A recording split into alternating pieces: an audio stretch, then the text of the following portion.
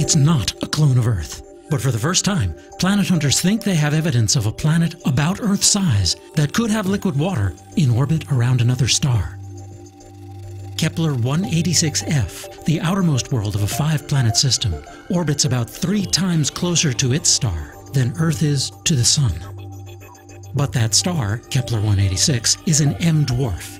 It's much cooler than our bright Sun. So, scientists of the SETI Institute at NASA Ames Research Center are confident the new world is in the so-called habitable zone of that star. M dwarfs live very long lives, plenty of time for possible life forms to develop and evolve. M dwarfs also tend to flare more than our Sun, but Kepler 186f is thought to be at a safe distance, and the enhanced radiation might possibly speed the mutation rate of organisms, driving nature's evolutionary tinkering there. This planet, discovered using the transit method by the highly successful Kepler mission, is only about 10% larger in diameter than our planet. So it's thought to be a dense and rocky world, like Venus, Earth, and Mars in our own solar system, which hold atmospheres made of gases released by their own volcanoes and water collected from impacting comets. Planets larger than about 1.5 times Earth's diameter begin to draw atmospheres made of hydrogen and helium, like our Neptune and Uranus, and they keep on puffing up, like our Saturn and Jupiter, and even growing much, much larger into what scientists call super-Jupiters.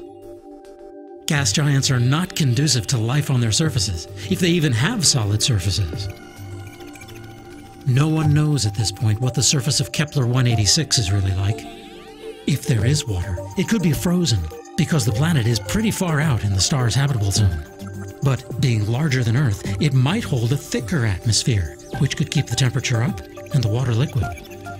As for the possibility of life on Kepler 186, that may have to wait for a future generation of telescopes.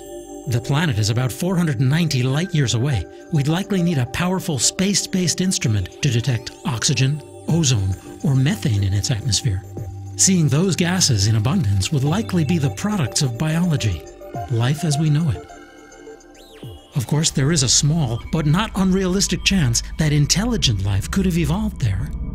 And an even smaller, but still valid possibility that they are, or were, transmitting radio signals now detectable by our technology. Specifically, the SETI Institute's Allen Telescope Array, which has, in fact, begun making wide frequency range sweeps of that part of the sky. For Space.com, I'm Dave Brody.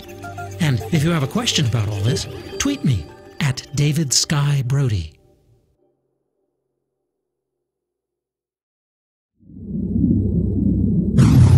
Space.com.